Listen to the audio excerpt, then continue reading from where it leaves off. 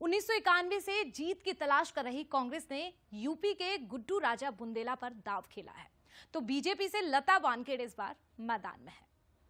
1991 के बाद से ही सागर लोकसभा पर बीजेपी का कब्जा रहा है, लेकिन इस बार लोकसभा चुनाव में दोनों ही दल अपनी अपनी रणनीति के तहत चुनाव प्रचार में जुटे हैं।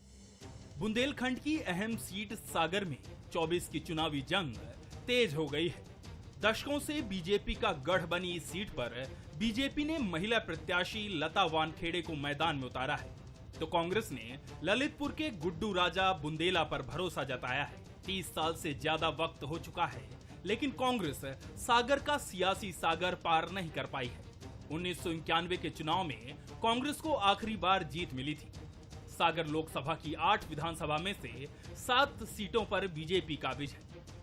बीजेपी के नेता इस बार भी बड़ी जीत का दावा कर रहे हैं, तो कांग्रेस अपनी रणनीति पर काम कर अपने पुराने किले को वापस फतेह करने की कोशिश में है। सागर जो है भारतीय जनता पार्टी का एक अभेद गढ़ है। इसे भेद पाना कांग्रेस के बस की बात नहीं है, क्योंकि आज ना कांग्रेस में नीति है, ना नेता है, ना कांग्रेस का कोई किसी प्रकार का जनाधार है। हमारी रणनीति इस तरह से है कि जिस तरह से पिछले 7 लोकसभा चुनावों में भारतीय जनता पार्टी के प्रत्याशियों ने यहाँ जीत हासिल करके इस क्षेत्र की जो उपेक्षा की है, किसानों की, नौजवानों की उपेक्षा जो की है, उस उपेक्षा को खत्म करने के लिए हम एक नया माहौल इस सागर लोकसभा क्षेत्र में देना चाहते हैं। राजनीतिक जानकार भी मानते हैं कि इस बार लड़ाई दिलचस्प होती जा रही है। बीजेपी उम्मीदवार संगठनात्मक रूप से मजबूत है, तो कांग्रेस प्रत्याशी आर्थिक रूप से मजबूत नजर आ रहा है। महिला आरक्षण विधेयक पारित होने के बाद भाजपा महिला मतदाताओं को आकर्षित करने के लिए काम कर रही है, इसलिए लता वानखेड़े के रूप में महिला प्रत्याशी दिया है।